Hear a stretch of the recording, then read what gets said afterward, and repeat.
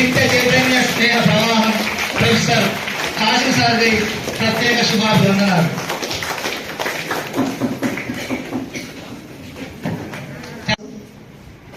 Economics సూత్రాలని అలా ఆడస్మిత్ నిర్వచనాన్ని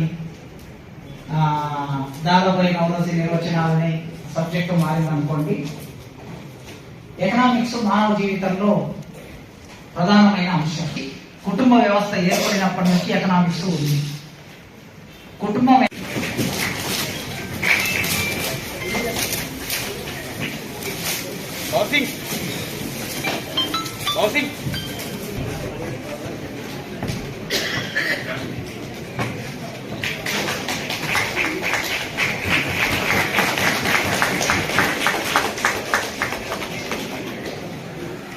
doctor కొండా నాగేశ్వరరావు, వేదిక ముందు చాలా మంది మిత్రులు పెద్దలు ఉన్నారు.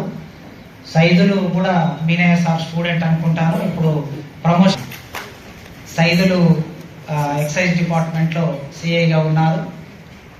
ప్రియమైన విద్యార్థులారా, మిత్రులారా, ప్రతి సంవత్సరం ఒక 2-3 సంవత్సరం, ఎందుకంటే నాకు కూడా ఎకనామిక్స్ అంటే ఇష్టమైన సబ్జెక్టు.